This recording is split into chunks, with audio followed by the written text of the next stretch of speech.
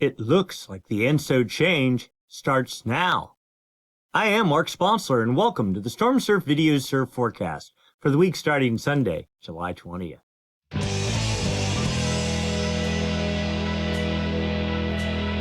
Stormsurf, waves, weather, buoys, altimetry, snow, temperatures, El Nino, weather analysis, essential data for outdoor people, all the time. No hype.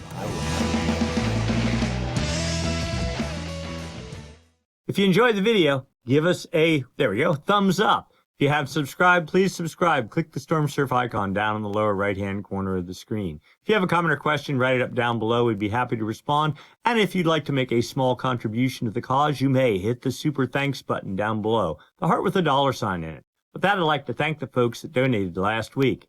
Tim Caston, Coach Nate, Leona Roberts, generous contribution, Matt Graves, and Evolution Moto. Thank you all so much. I appreciate your contributions. And with that, let's get to work. We'll start by looking at significant wave heights for the entire planet. Starting up in the North Pacific, quiet pattern, nothing going on, as would be expected for the time of year.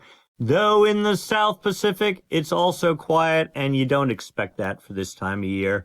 But there is hope on the chart, so keep that in mind. North Atlantic, quiet, as would be expected. Though you do see some sort of seas or something pushing into Bay of Biscay, so maybe there is some wind swell there. The South Atlantic, there is a gale with 38.6 foot seas right here, the highest seas over the entire domain. So that means the highest seas over the entire planet right now are right there. And then over in the Indian Ocean, reasonably active pattern. One area is seas with like 31 feet, another area at 26 feet, and another area just getting ready to push south of Tasman Sea with about 26-foot seas. So things kind of quiet for the Pacific right now, but I think we're going to be in a much better shape in about 5 days. But before we get into all that, let's take a look at current conditions. We're going to use buoys. We're going to start up in the Pacific Northwest off of the Columbia River there in between the border of Washington and Oregon. Grays Harbor buoy, number 036. We're looking at all the energy that's hitting that buoy all the way out from 33.3 second period. That'd be very strong swell energy, 0.0 feet. All the way down to 5 second period. That'd be like pure wind chop, not even hardly rideable. All we see is a little bump here of some 14.3 second energy, 0.7 of a foot, and then a little bit of wind swell in about the 6 or 7 foot range.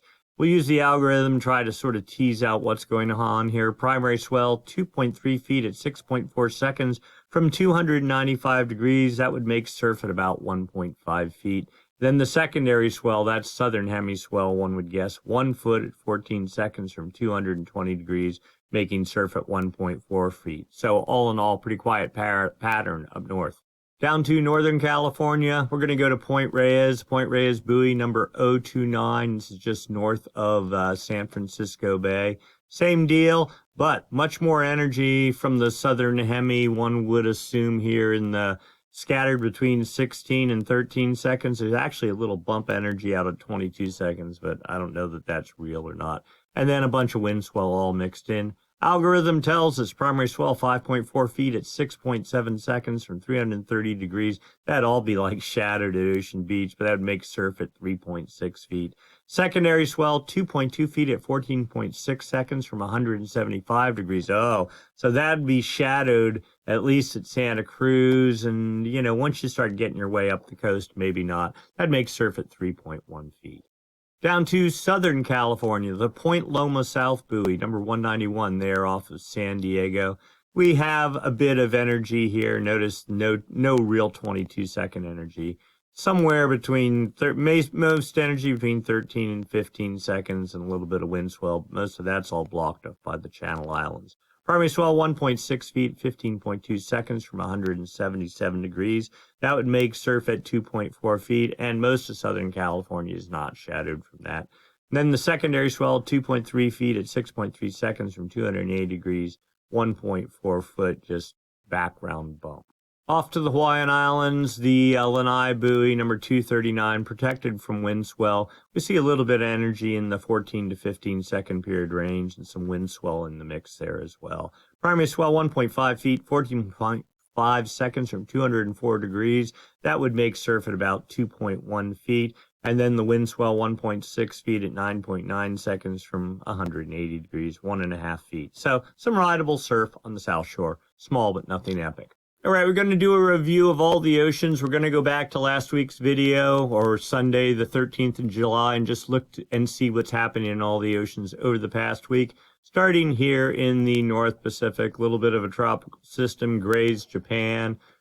Given the time of year, one would expect not a whole lot, and we're not seeing anything. There we are. That was current time. Then to the South Pacific, we'll click through this. So you see, when you see that dark blue there, that probably means literally no wind on the ocean surface, high pressure, probably a split jet stream. Now, there was this gale that formed over in the Southeast Pacific. That was on Monday, but we're looking at 22, maybe 23, oh, here, 23.8 foot seas. Cutoff for San Diego about 117 west, so barely in the swell window. Put this into motion. We got some 25 foot seas Tuesday morning in the San Diego swell window. Then after that, it all kind of moved east, targeting Patagonia, if anywhere. And let's see, so we're on Friday, the 18th of July. We'll get ourselves into Saturday. I mean, we kind of know what's going on here. Nothing has really occurred of any interest. In the North Atlantic, one would expect not a whole lot to be happening. There is actually still low pressure circulating, and we saw that in the North Pacific as well. In fact, I'm going to stop this as we come up to their current time. NOAA actually commented, they post stuff on Facebook and Instagram. They actually made a comment. They go, kind of hard to believe there was a string of cold fronts the whole way across the Pacific and still cold front activity in the Atlantic. And they're like, they just kind of made a comment. You don't see that very often. And seeing how we're like approaching August, I would agree with that. It's pretty rare to see as much activity as we're seeing for this time of year. Then to the South Atlantic, a week ago, a little bit of a gale. There were 30-some foot seas targeted South Africa. Another one on Tuesday. We'll go back there. 30 or 31 foot seas. And building to like 35 feet with secondary energy coming close to the South African coast. That was on Thursday. Swell from all that is past. Then there is another gale that developed with 38.5 foot. Oh, that was that one. So this is about 36 foot seas. Targeting South Africa well. This was into Saturday, and then we're getting into Sunday now. That fading out. A stronger system developing over in the far southwest Atlantic with 38.6 foot seas. And that was the last frame. So potential for the South Atlantic.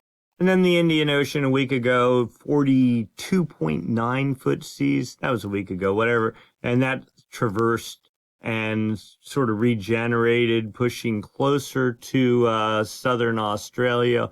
A whole series of just steady, agitated sea state in the 28 to 30 foot range. We're into Thursday, Friday. That settled down. Saturday, let's just get ourselves to current time. And there we are right now. Things pretty pumping for South Australia, but it looks like we're over the peak of that now. All right, so now to the forecast. What's to come for the next week? We're going to start by looking at jet stream level winds. These winds up about 30,000 feet help support the formation of gales. And when those gales form, the jet stream helps direct their track. We're looking for a trough, a push in the jet to the north. You can and this is the northern branch. It's the southern branch we're really interested in. That's where all the activity is in terms of storm formation. And we see basically a heavily split jet stream. That means not much energy. If any energy in the jet stream, making it not supportive of troughs. But here you see the jet has lifted to the north some here. What that does is help create a clockwise circulation aloft and also down at the ocean surface. That's the hallmark of low pressure. And of course, low pressure, if it's strong enough, generates winds. Those winds get traction on the ocean's surface, impart energy to the ocean, generating seas. As those seas radiate away from the fetch area, the lesser period elements decay, exposing swell. And of course, swell and hit your beach creates surf. So right now, we have not a favorable pattern at all, except for maybe right here in the Tasman Sea. We'll put this into motion, see what's happening. If anything, the jet starts falling south again, getting split. Notice, though, a little bit of a trough as we get into Tuesday, tries to form southeast of New Zealand. Doesn't really do it, but then we have a better one, at least more energy here, 120, almost 130 knot winds. So we get into Wednesday, that fades, and then we have another, it's not super clear, but at this point, I'll take anything that kind of looks like a trough. And it looks like that on Friday into maybe Saturday. Then the jet looks to split again. Let's go out further. But then, here you go. If this starts lifting, there you go. And then as we get into out 180 hours, that looks very much like a real legitimate trough. So as the title of the video, part of the title of the video suggested a change in ENSO, and we'll talk about that possible connection right here, but also just of more personal interest, a change in the Pacific favorable finally for perhaps storm development if the model holds true. But it actually takes winds blowing on the ocean surface, not up at 30,000 feet. So we're down to surface level pressure, surface level winds. As you can see, not a whole lot going on. A little bit of a gale tried to develop there, but just not really doing anything. Now we're into Wednesday. There is a sort of a cutoff trough with 45 knot winds lifting north, continuing. Maybe some fetch could develop from that, targeting Hawaii. Hawaii is about 158, so barely in the swell window there, and certainly the U.S. West Coast. A far stronger system, let's go back just a little bit here. Wednesday night, a far stronger system starts developing south of New Zealand with 55 knot winds. This is early on Thursday, continuing and aimed well to the northeast, so that's good for Hawaii and California. Still 50 knot plus winds, so we get into later Thursday, lifting well to the northeast. That looks solid indeed. Let's keep going out, and then another little system. Now the ice line's somewhere down here around 63 south, and yet another one behind that. We're out a week, so there looks like potential on the charts. Let's see if those winds actually get traction on the ocean surface. Here is a significant wave height forecast chart being driven by the GFS model, the very same model we just saw.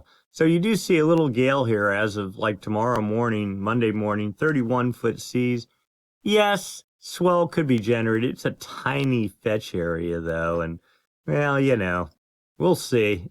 That's not a particularly impressive one. This, again, another one here on Wednesday with 26.7 foot seas, building to 30.8 feet, building to 31 feet. Now, the cool thing about this is it's much further to the north, aimed well at Hawaii and the U.S. West Coast. Not big, but that might be enough just to start roughing up the ocean surface. And then here comes another one south of New Zealand on Thursday with 40-foot seas, building to 42 feet, fading some to 41.6 feet, and over a larger area, well clear of ice, and pushing to the northeast. I mean, this actually, if this forms, look at it, and then it pushes almost due north as we get into Friday with still 33-foot seas. Now, this is a bit of an upgrade from this morning's run of the models, so we'll see if any of this holds, and it's still, 5 days out from happening, but it looks solid indeed, and certainly a radical change from what's been happening in the South Pacific for about the past week and a half, almost 2 weeks. So some hope in the forecast indeed, and then we're out 180 hours, lesser energy, but we'll take whatever we can get. Off to the North Pacific, we'll put this into motion. We don't expect to see anything of any meaning here. Do see forecasts for some sort of a tropical system south of Japan, lifting well to the north with seas in the 44-foot range. Oops, that's it. Of course, I don't know. I don't really trust the GFS model on tropical stuff more than about 3 days out, something like that. But it looks kind of promising. We'll see.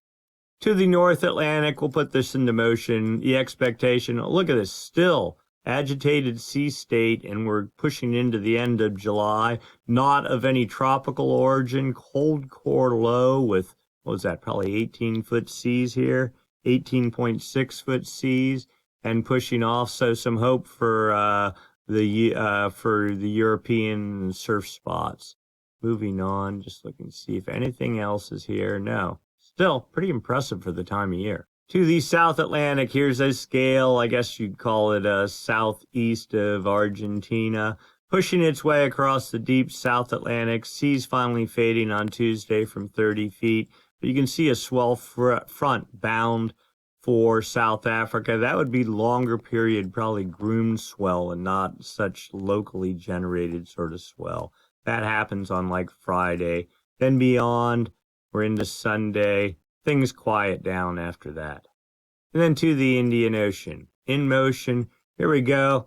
42-foot seas, but all falling south, targeting the Antarctic ice. Probably no hope there. Another gale with, what was that, 25-foot, 25-foot seas, targeting Western Australia well, and energy up into Indonesia. After that, well, we're into Saturday, the 27th, and Sunday, today, the 27th. Another gale develops. Let's see, I got two more frames with up to 46-foot seas, but most of the energy looks like it's aimed due east, if not southeast. Though still sideband energy entirely likely. So Southern Hemi trying to wake up for both the Pacific and the Indian Ocean, and for that matter, the Atlantic. Local wind forecast for California and Hawaii. California here, this would be Southern California, Central California. There's the San Francisco Bay right there, Northern California. Hawaii out here. As expected, we're in the middle of summer. High pressure in control, filling the Aleutian corridor and the Alaska area. Gradient isobars pushing down the California coast. Northwest winds 15 knots, but once you get south of the Golden Gate, a light wind regime. Hawaii trades 15 knots. We'll put this into motion as we get into Monday. Still a light wind regime for California, trades 15 knots. Notice the high is centered kind of more to the north. This is a good thing. Tuesday, light winds for California, trades 10 to 15 knots for the Hawaiian Islands. Wednesday, light winds. This is all good. The lighter the winds, the better the odds of the sun baking the ocean surface, warming up surface temperatures. Trades 15 knots for the Hawaiian Islands. Thursday, still calm winds, relatively calm for California. Trades 15 knots for the Hawaiian Islands. Friday, same deal. Really no change. Saturday, now you get the sense maybe something is going to change. There's still relatively light winds for most of California, and certainly light trades for the Hawaiian Islands. Then on Sunday, so we're a week out, high pressure starts nosing into California. The typical, I'll call them trade winds for California, 15 knots, start developing for all of North and Central California, and light trades for the Hawaiian Islands. And you see the wind pattern again building as we get about a week out. Hikers temperature forecast for the intersection of the Pacific Crest Trail and Tioga Pass Road there in Yosemite, up at 8,700 feet. Now this data is a little bit old, but you still get the general sense. Temperatures 55 to 60 degrees at elevation through the week, and then as we get into next weekend, maybe in the 60 to 65, maybe even 70 degrees up at 8,700 feet. But actually pretty good for hiking if you're on the PCT. All right, surf forecast for a couple of spots. We'll go up to the Columbia River area. You can see for yourself, surf 1.5 feet generally the whole way through the week. No big surprise. High pressure and control, no meaningful winds. Swell heights 2 feet at 7 to 8 seconds, almost steady the whole way through the week. Northern California, 1.5 to 2 foot surf.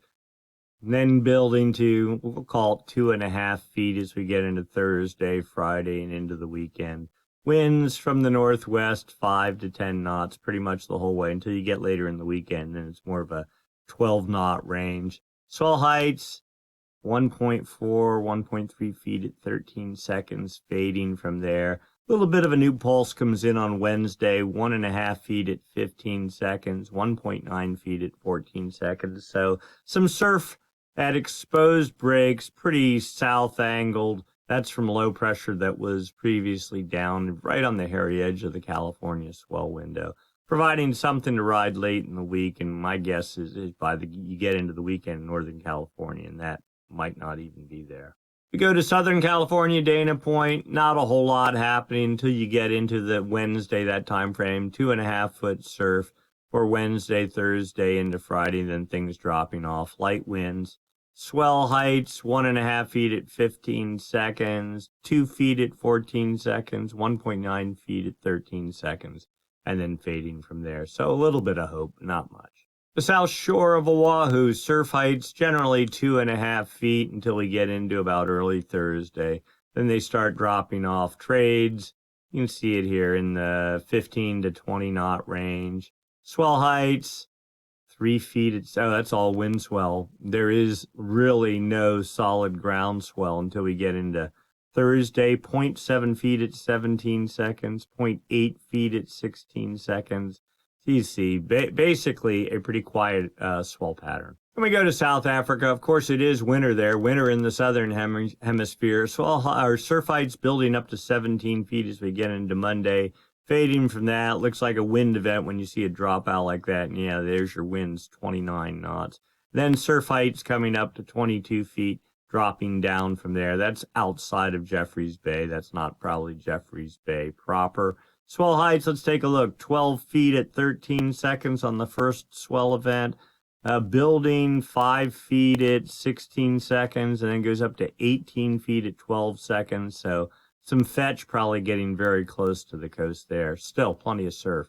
And then over to Bali, protected from all the weather, 10 to 11 foot, even 12 foot surf, slowly fading down through the week. And then as we get into next weekend, surf heights coming up to 14 feet. Fading from there. Winds, some version of southeast at 10 to 14 knots. Swell heights, currently about 7.5 feet at 14 plus seconds. Slowly fading down to 5 feet at 11 seconds, and then back up to 9 feet at 14 to 15 seconds for next weekend. So a healthy swell pattern there. All right, let's go take a look long term. We're going to examine the two major weather oscillations that affect surf in the long term. By long term, I mean, 2 weeks out, going out to maybe a year out. That is the MJO, the Madden-Julian Oscillation, and then more long term ENSO, the El Nino Southern Oscillation. We're going to start discussing MJO, the Madden-Julian Oscillation. There are two phases to it, the active and inactive phase. The MJO, both phases rotate around the planet from west to east on the equator. Active phase on one side of the planet, inactive phase on the other. They rotate west to east, like I said, around the planet. Active phase is our friend. It's a low pressure system, and therefore, being a low pressure system, it takes warm, moist air, lifts it high up into the atmosphere. Eventually, that warm, moist air gets caught by the jet stream, making a stronger jet. So when we looked at the jet stream pattern, the way it is today, heavily split, that is not the signs of the active phase of the MJO. That is signs of the inactive phase of the MJO. The inactive phase is like a high pressure system. It has falling air that cuts energy off from the jet stream. The jet stream gets weak. It splits just like we saw in the current charts and is not favorable for storm development. But we do know that the jet stream is supposed to get stronger and start producing troughs maybe about starting midweek. All right, but what are we looking at here? This is data from the TAO buoy array, a series of buoys strung across the equator used for monitoring El Nino, but they also gather wind information, and specifically trade winds. The stronger the trades, the more likely that it is the inactive phase of the MJO that's over the Pacific, because trades are generated by high pressure. The inactive phase of the MJO, because it's high pressure, they sort of double up, create stronger than normal trades. The active phase of the MJO, being a low pressure system, sort of cuts into the high pressure that generates trades, and then trades get weaker than normal. All right, so what are we looking at here? Well, here's the equator, West Pacific here, New Guinea there, East Pacific here. We're just looking at the arrows. Oh, the international date line right there. And just on the equator, the longer the arrows, the stronger the trades. So strong trades in the East Pacific, strong trades in the Central Pacific, moderate trades in the West Pacific, but it's not the average winds. It's the difference from normal for this time of year. That really helps you tease out what the MJO is doing. In the Far East Pacific, trade's pretty strong.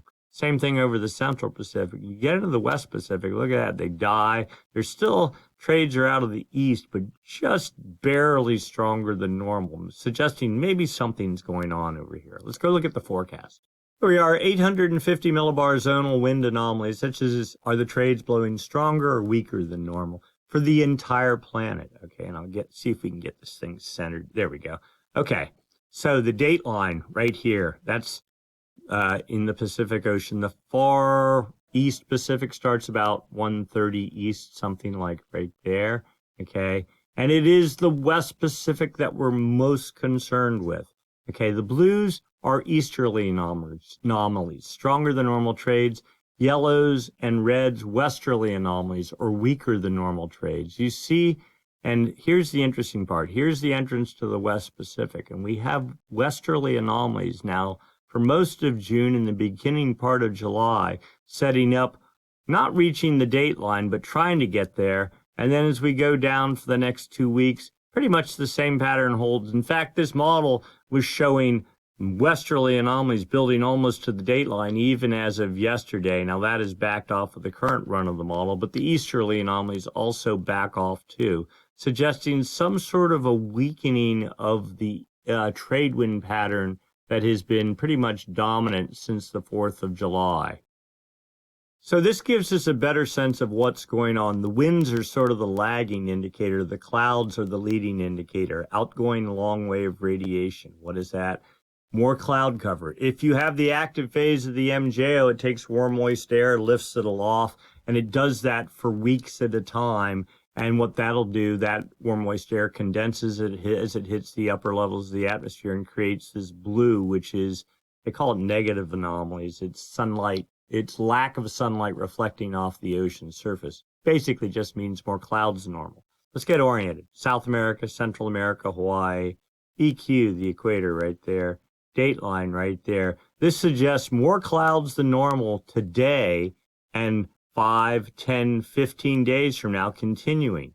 This suggests the active phase of the MJO is building. Last week when we looked at this chart, I think there was literally no MJO signal at all. And we went from that to a healthy active phase of the MJO. This per the statistic model. The dynamic model, the GEFS model, saying the exact same thing. This is exactly what we've been waiting for. There's been effectively no MJO signal for months now, and all of a sudden, I don't know how strong this really is, but it's, you know, and the models have been feeling that this was going to happen, but they could never really nail when it was going to happen. But when you see it happening here, this is the Hindcast, what's actually happening right now, the zero or the initial date, suggests active phase of the MJO is moving in control of the Pacific. That is very good news. Phase diagrams for those same two models, statistic and the active. How do you read this? Well, the MJO moves from west to east, so you chart it as it goes around from the Indian Ocean to the Maritime Continent, to the West Pacific, to the East Pacific, under the United States, across the Atlantic, over to Africa, back to the Indian Ocean. Heavy dot is where the active phase is. The further that dot is away from this circle, the stronger it is. So a modest to bordering on moderate active phase of the MJO. Last week when we looked at this, the models had sort of been teasing it, but I think the MJO was, well, you can actually go back to the 13th. Here's where it was, 13 right there. A weak active phase over the Maritime Continent. Now, just starting to move into the West Pacific, and one member says very weak, one says modest, another says moderate, if not getting stronger, about, well, 1, 2, 3, 4, 5, 6, 7, 8, 9, 10 days from now in the West Pacific. That's the statistic model. The dynamic model says the same thing, and then it crashes in the West Pacific. But either way, looks like we're in much better place. Let's keep going. Here's the 40-day upper level model. This is showing the same thing effectively. The cloud cover Green is enhanced cloud cover or potential for precipitation in the upper atmosphere. So the active phase of the MJO. Orange and red is dry air, high pressure, inactive phase of the MJO. This goes, each panel 5 days, goes out 40 days. South America, Central America, New Guinea there, 0 is the equator, and the date line roughly there. And this, now this has been, I haven't even been showing this because it's just been stuck, but it seems like, and this is a statistic model, and it's been just for 3 months going, we're going to have an active phase, we're going to have an active phase, and it's going to move into the Pacific. I think we're there now because even the GFS model is saying that active phase moving into the West Pacific, into the 25th, into the 30th of July, into the 4th of August, through the 9th of August, and then inactive phase follows about mid-August and goes through the end of August. So theoretically, we have a sweet spot here in July and early August for swell production, if all goes right. The CFS model, this goes out a month here, past performance up here, forecast down here. Dateline runs right up the middle. Far West Pacific, 125 east or 130, so somewhere right around in there. And then what I call the main area, I call it the Kelvin wave generation area. It's the main area where if you have westerly anomalies and lifting air over in the West Pacific to about 170 west, so somewhere in this area. This is past performance here. This is the forecast. So somewhere right around in here. If you have westerly anomalies, that's good for, again, getting that moisture plume going up in the atmosphere so the jet stream can tap the energy and build a stronger jet. Once the jet moves over this area, it gains momentum. It consolidates and is better at digging out troughs, and then that digs its way across the Pacific, and in winter months can slam right into California. All right, so the point being, westerly anomalies steadily building into the West Pacific as of today. And look at this, the solid contour, MJO. I haven't seen one of these where you can see back a good amount of time. There's this inactive signal that's happening, that's south of California on the equator, but now we have a actual active phase of the MJO with westerly anomalies forecast to push across the whole way across the equatorial Pacific over the next 1, 2, 3 weeks. This wasn't here even 3 or 4 days ago, and now all of a sudden it is. Then behind that, yeah, you probably get some sort of an inactive phase. You see the easterly anomalies building, but the important part here is westerly anomalies hold to 150 east. That's filling 50% of the Kelvin wave generation area, suggesting that westerly anomalies have already made a move to the west, and they're not confined into the maritime continent now. They are really starting to make a move towards the West Pacific. And then the CFS model going out 3 months. Past performance is down here, and you can see, so the date line runs right up the middle here. This goes back to March. Blues, easterly anomalies, stronger than normal trades over the date line. The classic La Nina signal, high pressure in control of the date line in the Pacific. The oranges over in the maritime continent, or the yellows, that's westerly anomalies and lower pressure. You see steadily, little bit at a time over the past couple of months, westerly anomalies have been making steady progress into the West Pacific. You look at the forecast moving forward, solid westerly anomalies too. We'll just draw a line right down there. Is that saying the date line? I can't believe that's for real. Let's say 170 east. So almost 2/3 of the Kelvin wave generation area filled with westerly anomalies per that forecast, and that is happening as of right now as we speak. And then let's overlay the MJO. See if we can get, here we go. Here's our current active phase of the MJO. Now, some of you commented last week and even the week before, there was like 4 or 5 closed contours here, like a massive MJO. And some of you were laughing, saying that isn't going to happen. Well, guess what? You were right. It isn't going to happen. But what did happen, this was not expected to happen as quick or as strong as it did. It was supposed to be a single contour active phase of the MJO. Now it's 2, and it's supposed to hold through August 5th, almost, I'll say, into the 13th over to the date line. Behind that, a weak inactive phase, but also notice westerly anomalies holding. And then here is the big tease further out, not as big as it was, but another active phase of the MJO as we get into the opening of fall. So a definite change from easterly anomalies over the date line to easterly anomalies moving more like somewhere south of Hawaii, and westerly anomalies taking over the West Pacific. Why is that? Let's overlay the low pass filter. This really speaks to what the video's title was. The ENSO change is here. So dotted contour here. You saw, here, I'll do that. I'll click this just so you can, okay. So you see 1, 2, 3 dotted contours. The dotted contours are higher than normal pressure. That's your La Nina signal. And last winter and spring, it was right over the date line.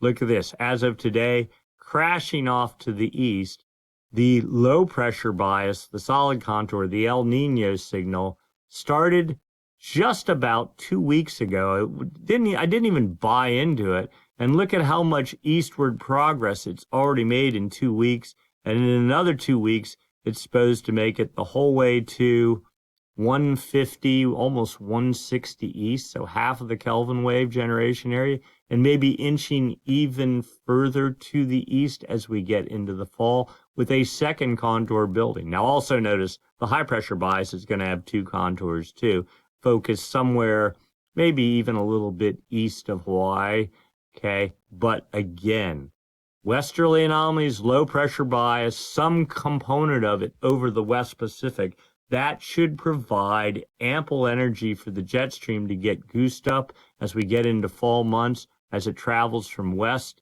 to east over this area. It's going to pick up that warm, moist air. It'll get strong, consolidate. And when we get into the winter months in the Gulf of Alaska and over the Aleutians, the jet should be strong and produce solid surf, while at the same time you have this high pressure bias over, well, or south of California. That should produce, unfortunately, dry air for California. But from a surf perspective, if you've got this, you got lots of swell production, and this probably means light, if not offshore winds. So maybe there is some decent hope. So on to the ENSO part of the discussion, La Nina or El Nino. Well, we're going to start by looking down in the ocean and seeing what's going on, because the atmosphere and the ocean have to pair up, have to be coupled for anything meaningful to really happen. This is the West Pacific here, East Pacific here. This is data from the TAO buoy array. These are the anchor lines on the buoys. The X's are sensors. The sensors collect subsurface water temperature in centigrade, and then you use a model to fill in the gaps. The 29-degree isotherm, exactly where it was last week at about 177, maybe even backtracking a little, 170-80s west. The 28-degree isotherm, right where it was, 163, no change. The 24-degree isotherm actually all week was down about, what is this, about 25 meters. Now it's gotten a little bit shallower here in the Far East. It's not the actual temperatures that matter, though. It is the anomalies, difference from normal for this time of year. We see warmer than normal temperatures, not a lot, but completely filling the thermocline. That is from about 150 meters down, shallower in the east, but suggesting warm water in control. But here is the interesting part. This wasn't here last week. It was maybe minus 1 degree or so. Now it's minus 3 degrees. So there's a building pocket of cool anomalies down here somewhere. And I think that is also tied to the shallowness of the isotherm here in the east. I think easterly trades are blowing, and we've seen that, and they're blowing pretty good. And I think that is helping to maybe set up some sort of a cold water Kelvin wave that may erupt in the east, while at the same time trades are weakening over here. So kind of a mixed bag. The GODAS Pentad is just 5-day satellite-based measurements, also mixed with the TAO data we saw. Again, West Pacific here, East Pacific here. Now notice warm water has made it the whole way to Ecuador per this. Not super burning warm, but certainly no sign other than that little area of coolish waters, 0 to half a degree, but all this is, well, 1, 2, 3, 3 shades, 1, 2, 3, 1 to 2 degrees above normal. Looks like a Kelvin wave pushing the whole way across the Pacific, but I'm not sure that it is. But warm water, I'll take it any way I can get it. Sea level anomalies. This is satellite data. Chile, Peru, Ecuador, Central America. Here's the equator. Dateline right there. New Guinea right there. The height of the ocean. Why does it matter? Well, if you take satellite, you measure the height of the ocean, the sphere of the ocean, take out the wind waves, the swell, the tides. Is the sphere higher or lower than normal? What influences that? Well, if you have cold water depth, let's see, whoa, there we go. Cold water depth, it contracts. So when that happens, you'll end up with a little divot on the ocean surface. If you have warm water depth, warm water expands, it will displace the ocean surface above it. So here, north of New Guinea, you see positive 0 to +5 anomalies, suggesting there's some sort of warm water seeping and probably driven by westerly anomalies seeping out of the maritime continent into the West Pacific. You also notice weekly, I'll call it almost dead neutral, but maybe slightly elevated sea heights here off of Ecuador. And then in the middle, pretty much neutral, though you still have these weird pockets of cool anomalies there. I think that's being driven by trades. And we'll get into that more in a minute. So all in all, pretty much a neutral pattern for the equatorial Pacific. And it's only, some say 5 degrees north and south, others say only 2 degrees north and south of the equator. So, yeah, just keep that in mind. Upper ocean heat anomalies over time. West Pacific here, East Pacific here. This goes back a year. Current date is down here. You see back last year, La Nina. The blues, colder than normal water temperatures off of Ecuador and Peru in that area. We got to March of this year, and boom, that shut down and warm water started seeping off to the east and has made it, according to this, to 95 west. So what's that? Maybe 750 miles west of Ecuador. And this is just on the equator, right? I mean, I don't know what it is, 5 degrees north and south. And you get the sense, it's not really a Kelvin wave because it'd be more defined than this, but just this pervasive warming pattern building over the Pacific, indicative of weaker than normal trades. Now we got a little bit of a cooling spot there, and I think that's attributable to the momentary increase in trades prior to or preceding the coming active phase of the MJO that's building over the Pacific. And then down to the surface, not subsurface. We were looking subsurface before, but just actual surface temperature anomalies. South America there, Central America, New Guinea there. 0 is the equator. Dateline 180 west right there. See warmer than normal surface anomalies in the west. You see warmer than normal anomalies in the east.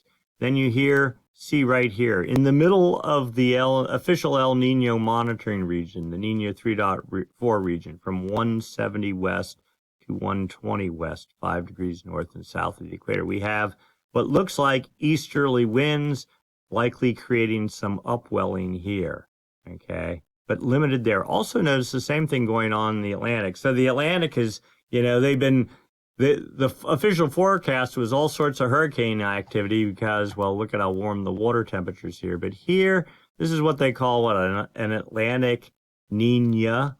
It's like La Nina in the Atlantic. Now, very short-lived. These cool waters are very shallow in depth, but a lot of times when this happens here, you get a mirror image of it over in the Pacific. I think that's what's going on, and I suspect that this is all going to clear out pretty quick as the building active phase of the MJO takes westerly anomalies and tries to push them across the Pacific, the equatorial Pacific.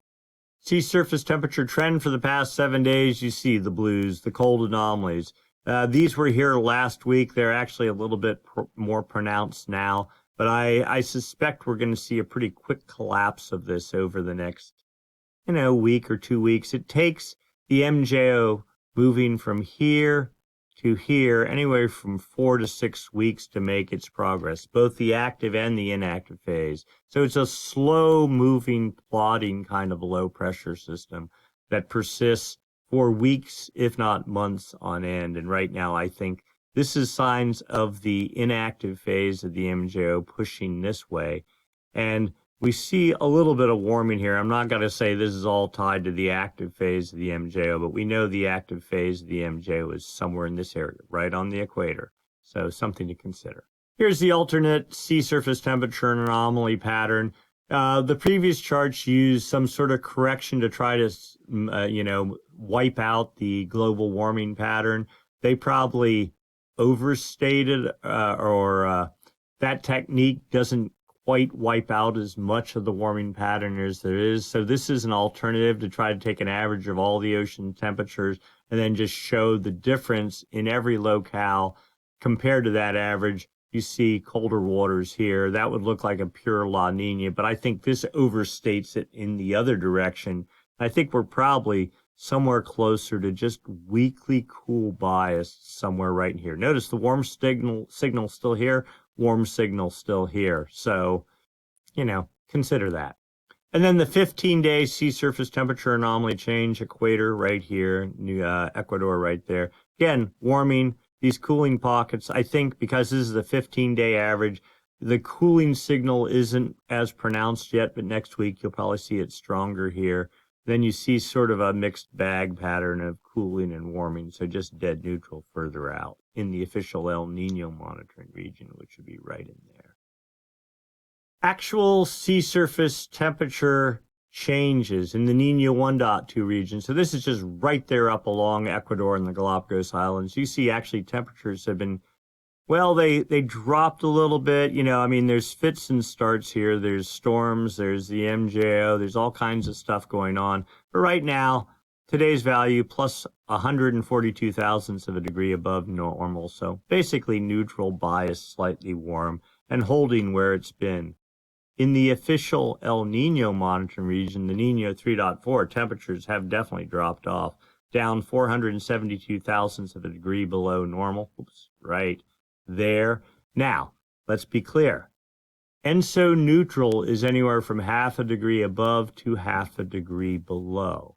So we're right on the hairy edge.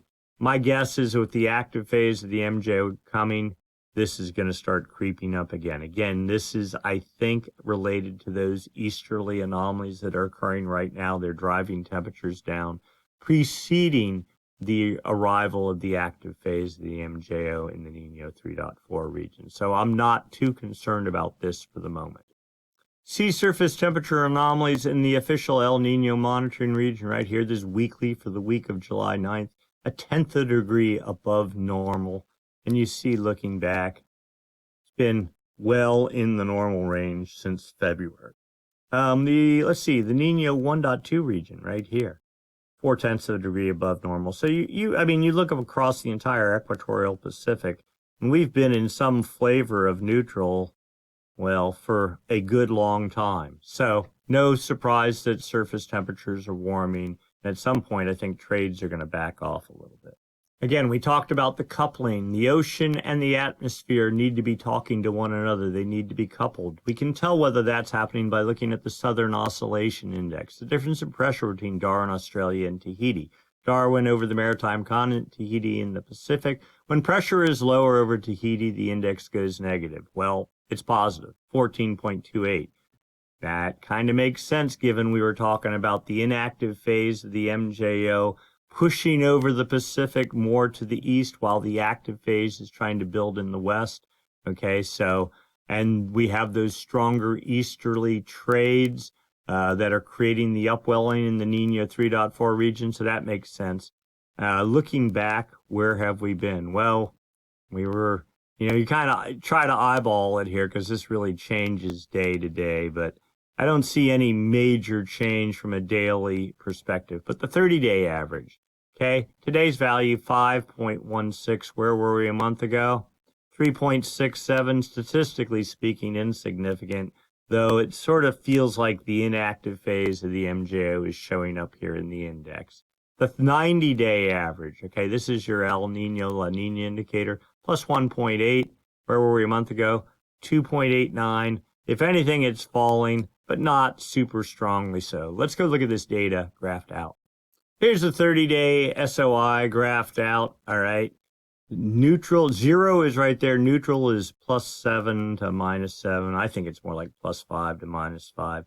You can see well how the downward spikes are the active phase of the MJO, the upward spikes the inactive phase. Clearly there is your building inactive phase of the MJO, but we also see plenty of model data and even wind data suggests this is probably at its peak and is going to start turning down and start moving back into neutral. So just for history's sake, here is our last El Nino back in 2023. Not much of an El Nino. Then here is our Modoki La Nina from last winter. And here's where we are now. If anything, I'd say the trend is going down. Outgoing long wave radiation history.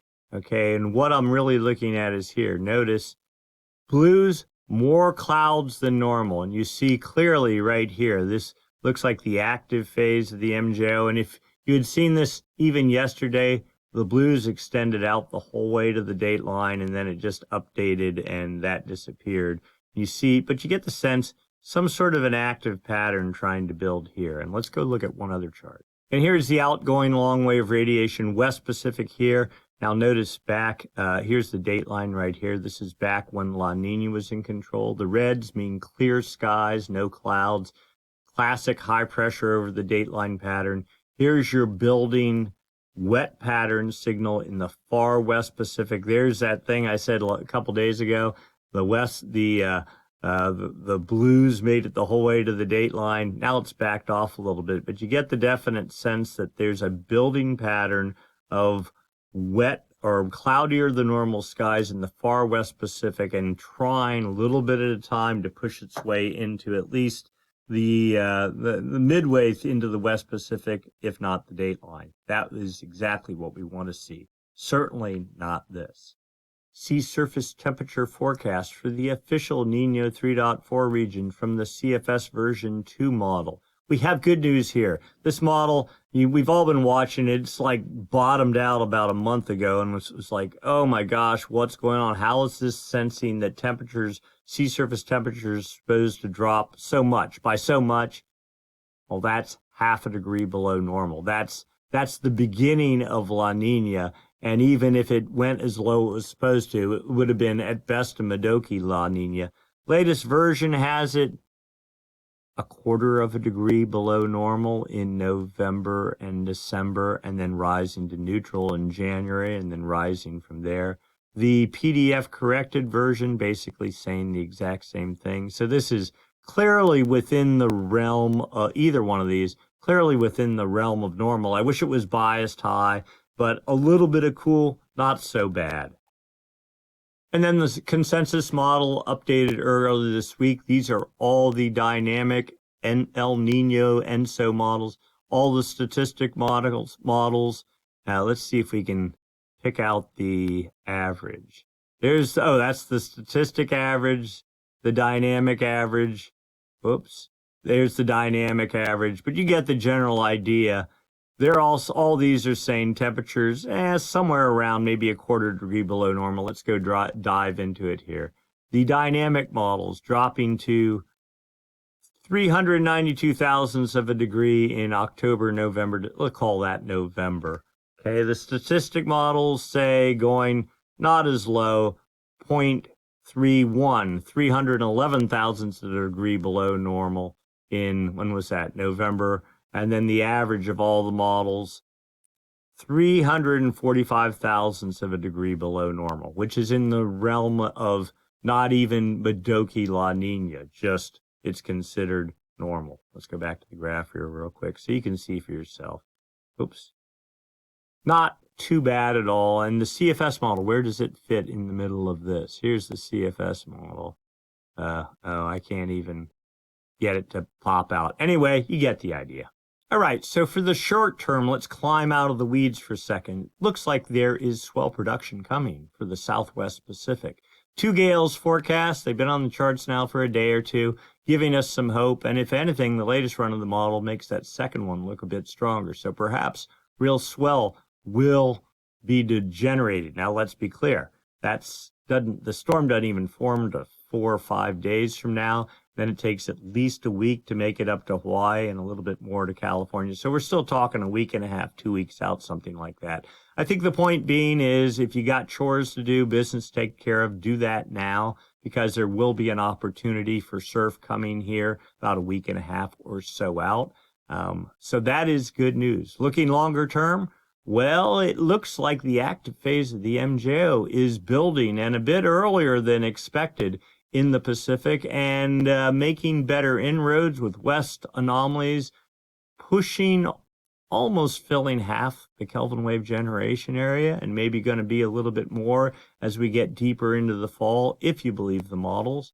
But it seems reasonable. They've been forecasting this for quite a while now, and it seems like it's finally starting to happen, hence the title of the video. So that is very good news. Still, the issue is, yeah, we might have good storm production this winter in terms of swell production, but it kind of looks like an easterly anomaly offshore wind pattern setting up for California, at least until we get deep into winter. So clean conditions, good swell, but probably not a whole bunch of snow, at least for California. Maybe north up into Oregon, Washington, a better situation. We'll just have to see how this evolves. Stay tuned for more updates.